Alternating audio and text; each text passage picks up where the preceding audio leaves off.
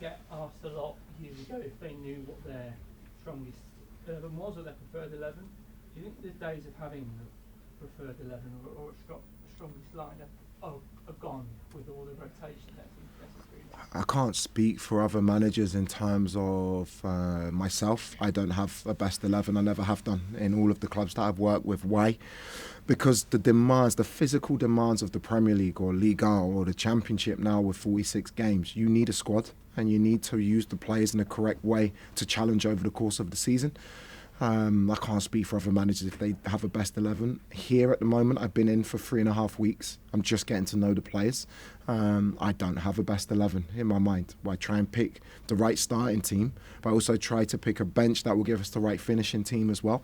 And so far, I have to say the substitutes in every game that we've played have made a huge impact. It's not down to my tactical stuff. There's some part of that, but it's down to their mentality to come on and help the team.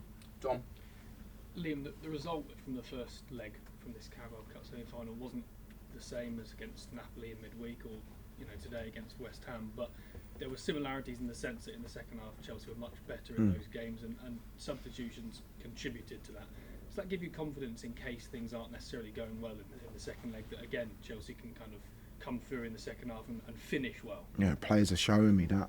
The players are showing me that they're engaged. The players who are so important and frustrated not to start games are all coming on and having an impact. The reality is Arsenal are favourites for the tie. They're a goal up and they're at home, so they'll expect to go through. We need to take it as far as we can and as deep as we can, and then the second half hopefully will be massive in terms of turning the tie around. Can I also just check, and if you've already been asked this elsewhere, then I apologise, but is there a chance of Esteval being involved?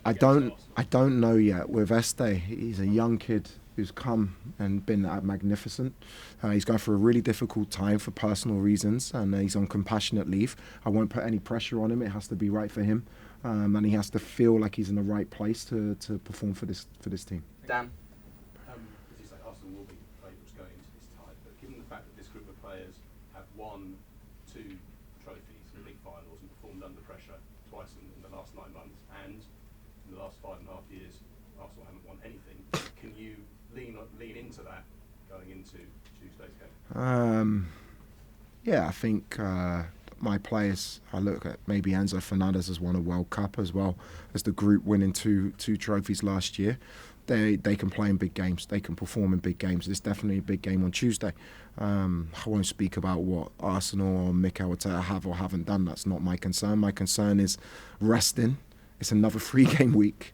We need to recover. It's going to be a really physical game on Tuesday, and preparing the team as best I can for that game.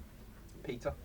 You mentioned Enzo Fernandez just before we wrapped into the game, and he's played a lot of football. Where is he at in terms of his fitness? Can you keep pushing him? He's just fit. You see him today arriving in the box in the 92nd, 93rd minute. Enzo's got a rare athleticism, which is a gift, where he can recover really quickly, and his distances that he covers in terms of our data is absolutely top, and the quality and the leadership he gives the team. And I'm really enjoying working with him. Jacob? Obviously, Arsenal won 4-0 today, but there's been quite a lot of anxiety in their home games recently. I mean, do you look to play on that? We'll see. We'll see. We'll go and play our game. Bobby? Hi Liam, can I just ask about Jamie Gittins? There's an update. Yeah, Jamie unfortunately felt his hamstring. I don't know the extent of the injury. It's a real shame for him because I wanted to give him a start and I wanted him to show what he could do. So for him to come off after 25 minutes is disappointing for him, and hopefully it's not too bad. And is Philip Jorgensen injured? He's close. He's close to being fit, and hopefully it'll be either Arsenal or the game after. Lizar? Hi Liam, sorry, it's a bit before the transfer deadline, but I've got to ask you about Mamadou Sarr, just because there's like reports saying that you're personally driving him returning.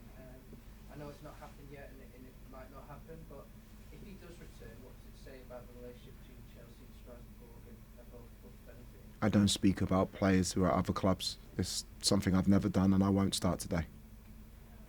Just behind Lizar. Yep. Making the final through, you definitely are up with the Chelsea job. There's a big job. Well, I'll be really honest. All this proof of me being right for the job or not, I don't really care. I'm here to do the job. I don't care about whether I want us, if we get to the final, it's great for Chelsea Football Club that we're in the final. It's not about me. I will prove in time whether I'm worthy, whether I'm not, but it's not at the forefront of my mind.